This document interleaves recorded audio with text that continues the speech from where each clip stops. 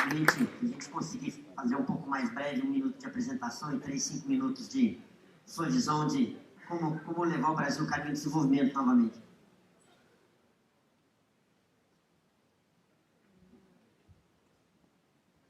Olha, Nicola, eu vou ganhar tempo aí, aproveitar ao máximo a oportunidade de estar nesse lugar tão importante, com gente tão bacana.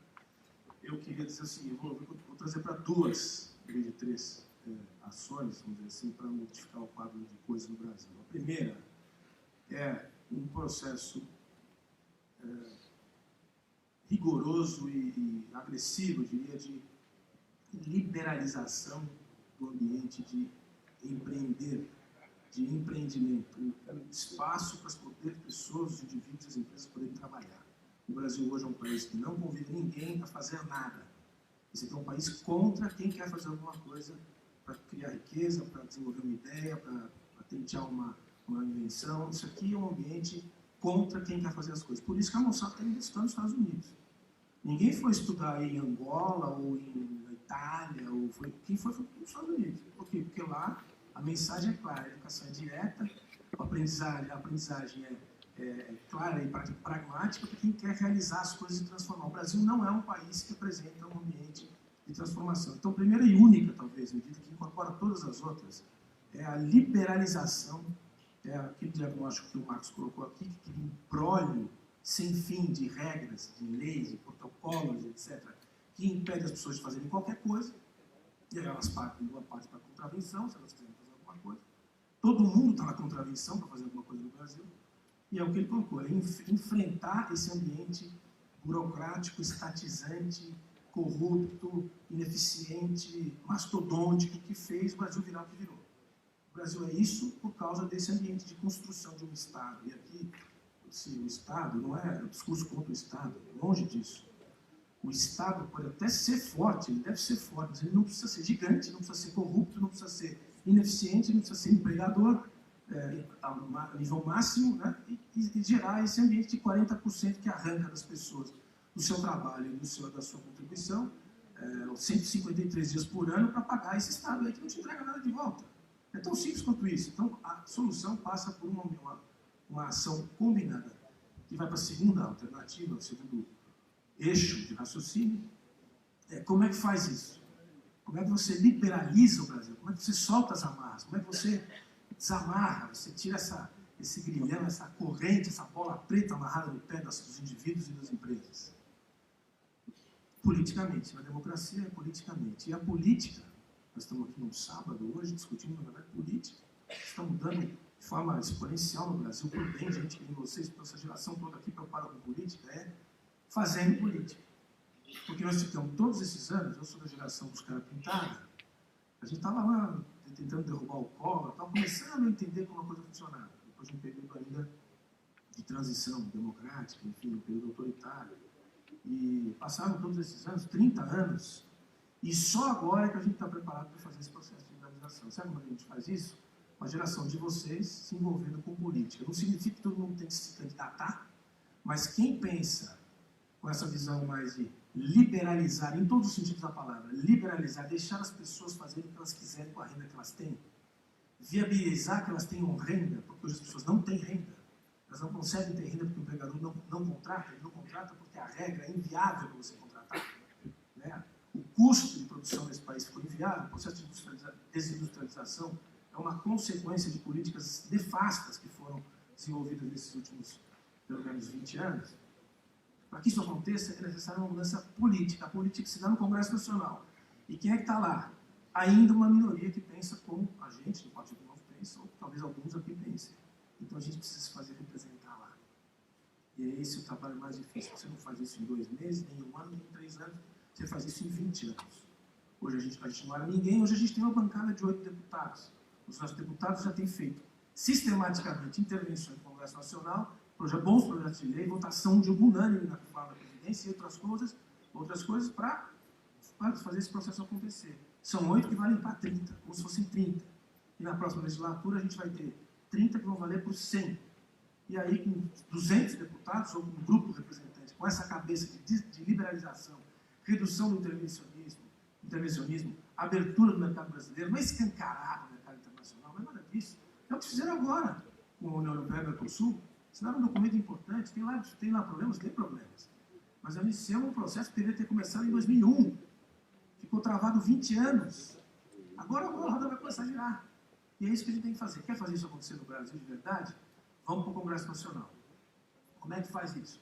Tem que ser eleito, tem que viabilizar e apoiar quem quer ir para o Congresso Nacional. Quem quer ocupar posições de comando no Poder Executivo também, em governos de municípios, agora em 2020 ou em 2022 para governos de Estado.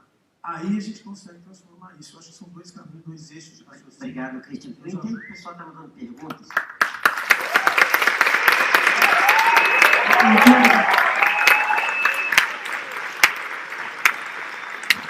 Pessoal, eu entendo que as pessoas estão mandando perguntas. Tem um iPad, vai ser entregue em algum momento. Eu vou só fazer a última pergunta aqui, que eu já tinha visto com as perguntas que foram mandadas, mas depois eu vou continuar fazendo perguntas das pessoas. Fazer uma pergunta que está bastante em pauta essa semana, que foi a reforma da Previdência. Vou começar com o Cristian dessa vez, rapidamente. Né? Tentar em 2 minutos novamente, senão a gente não consegue. Ou seja, se a gente pensar, no discurso dos dois fala em responsabilidade fiscal, não gastar mais do que se tem, ou seja, os dois concordam com isso. Entretanto, o que a gente viu na votação dessa semana foram visões completamente diferentes com relação à reforma da Previdência. Um partido como no voto foi bastante agressivo, inclusive contra todas as emendas que reduziam os gastos, e o outro partido, o Partido do Ciro, foi contra, fechou questão contra a reforma da Previdência. Que é esta Previdência. Perfeito. Eu gostaria de entender aqui de vocês, número 1, reforma da Previdência é fundamental, sim ou não, e por que cada partido votou como votou? A reforma da Previdência é absolutamente essencial, a gente já está atrasadíssimo nessa matéria, a gente perde um tempo que choca a gente, a quantidade de tempo e energia que a gente perde com uma discussão inútil, porque é evidente que precisa fazer a reforma da Previdência, é uma questão matemática, não é ideológica, nem política, não é nada disso, é que sabe fazer conta de mais ou menos, você já percebe que tem que fazer. E qual que tem que fazer? Tem que fazer essa imediata, que dá 11%, que orienta 11% dos recursos de arrecadação federal, 70% de toda a arrecadação nacional vai para o governo federal. Desses 70%, 11% vai para as mãos de 1 milhão de brasileiros. É isso que acontece hoje. Não estou colocando mais nenhuma questão em discussão. Como é que pode um processo concentrador de riqueza dessa natureza ter chegado a esse ponto? É um maior processo de concentração de riqueza da história da humanidade. Então é isso que tem que fazer. Essa que passou ainda sofre, não é suficiente, não. Se não passar nos estados, com os destaques que foram para o Senado, espero que passe nos estados uma vez, a gente consegue uma sobrevida. Porque se não colocar os estados, daqui 2 anos eu estou com um problema de novo. Assim, nós não temos mais tempo para isso. Para fazer aquele processo de federalização que eu estou falando antes, tem que passar a reforma da Previdência já ontem. Nós já estamos atrasados há muito tempo. E tem outras para vir aí. A reforma da tributária está aí no discurso, tem que chegar rápido. Nós temos mais tempo para perder. É para vocês pegarem um Brasil decente. Então, assim, é a reforma necessária, essa que passou é o que deu para fazer. Espero que o Senado ainda incorpore os destaques dos estados e tente fazer. Se não passar estado, pessoal, daqui 2, 3 anos estouram os estados, e ninguém vai fazer os estados, não vai conseguir fazer reforma dos estados, ninguém quer fazer. E vai para quem? Vai para o governo federal. Vai para o governo federal. E vai cair na nossa mão tudo, na União, entendeu? Então, assim, é importante que a gente consiga passar o destaque e aí depois siga em frente para a próxima reforma da tributária.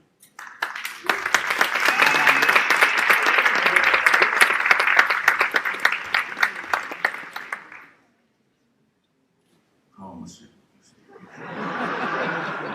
Meus queridíssimos, eu só estou aqui porque tenho por vocês um profundo respeito para além da imensa afeição. Faça o seguinte, um favorzinho com o velho. 1 minutinho de pensarmos juntos. O que pega é catapora, a ideia não pega. Todo mundo pode voltar com a mesma ideia, só pendura um pouquinho a ideia do lado, porque é assim que a gente aprende, na diversidade, na contestação. Então veja bem, o Brasil, vamos observar empiricamente, o Brasil, entre 1945, o fim da Segunda Guerra Mundial, e 1980, cresceu a taxas superiores a 12% ao ano.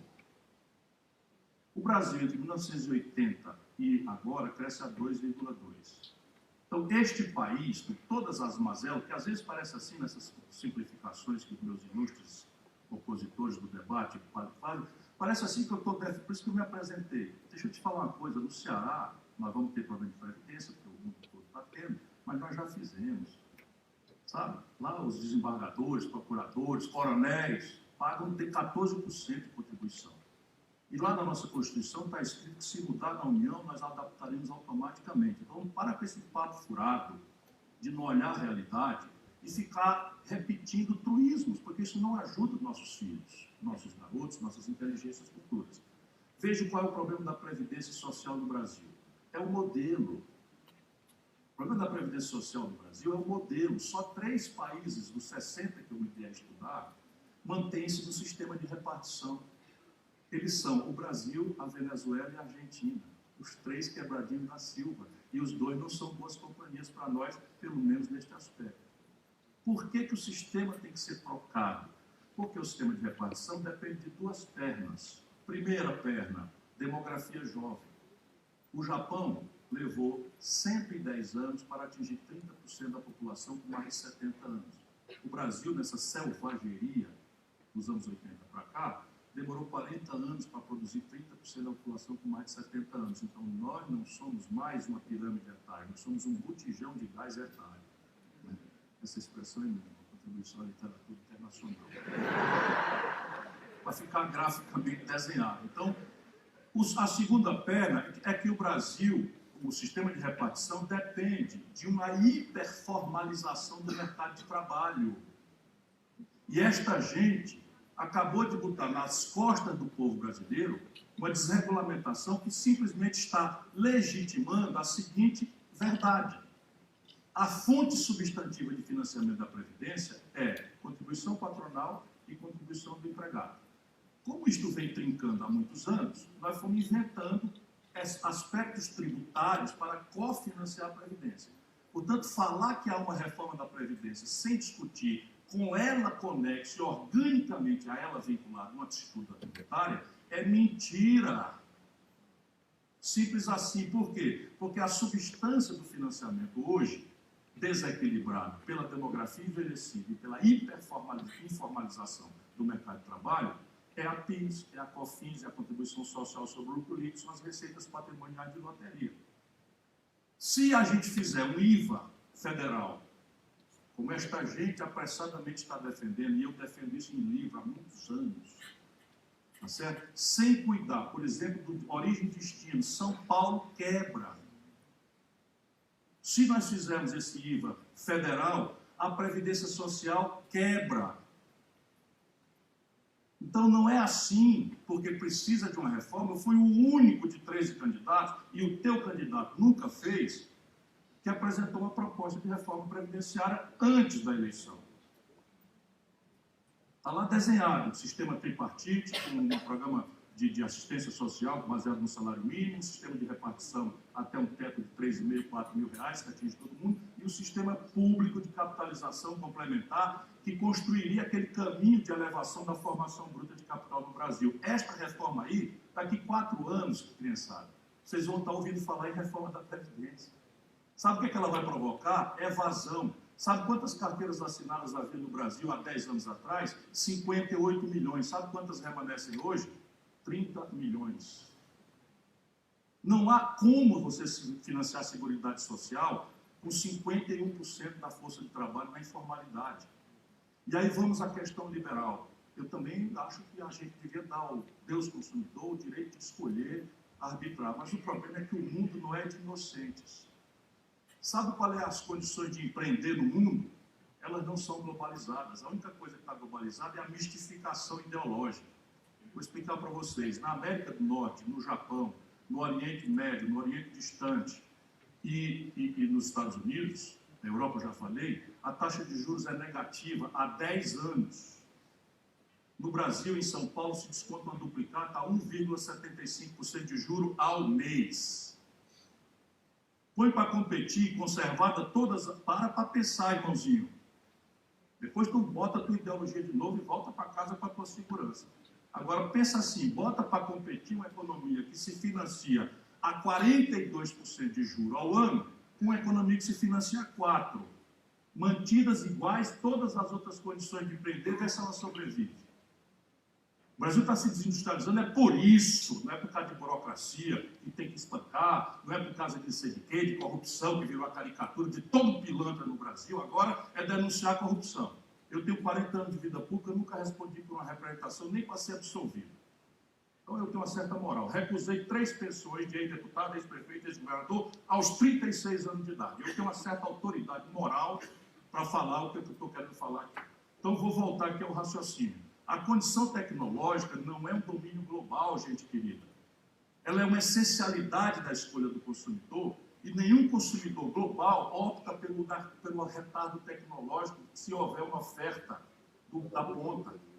E no domínio tecnológico, pela introdução de legislações de propriedade intelectual draconianas, pelo entreguismo, pela avassalagem. Agora o presidente da República tem a audácia de nomear um policial, ministro, representante, embaixador do Brasil nos Estados Unidos. Isso está transformando o nosso país numa república de banana, ante o além de uma elite definitivamente apodrecida. Vou dizer que tecnologia é uma essencialidade e o Brasil gasta com ciência e tecnologia o mesmo que gasta com o poder judiciário. Não posso ser breve. Estou falando de 3 assimetrias competitivas. Posso ir embora, mas ser breve eu não vou ser em assunto completo, senão a gente fica na frase feita. Eu vou também falar mal da corrupção, e vou também falar mal da burocracia, que eu sei que tudo isso é verdade. Mas isso tudo é mentira quando a gente fizer consultar o Aliás, o Graça me convidou, e a minha condição de vir foi poder apresentar minhas ideias. Eu não sou obrigado a vir. Eu estou vindo de madrugada de Belo Horizonte, vou para uma favela agora discutir reforma da Previdência, porque o povo nem sequer sabe o que está acontecendo. Terceira assimetria, escala. A China produz uma calça jeans 1 bilhão de unidades de uma fábrica por ano. Essa agenda aí, ó, quem quiser vê-la praticada, vai lá na Sulanca de Caruaru. Tu já foi? Eu já fui várias vezes. Vai na Sulanca de Caruaru, lá não tem cargo trabalhista, lá não tem legislação tributária, lá não tem salário, lá não tem trabalho infantil, as mulheres trabalham 14, 18 horas por dia porque pedalam a máquina de costura em casa, lá não tem imposto, nada. Pois a calça jeans chinesa, porque é produzida com escala global, chega em Caruaru mais barato do que custa produzir. E o drama desse país é que 7 em cada 10 empregos vêm de pequena empresa. Agora mistura as 3 assimetrias.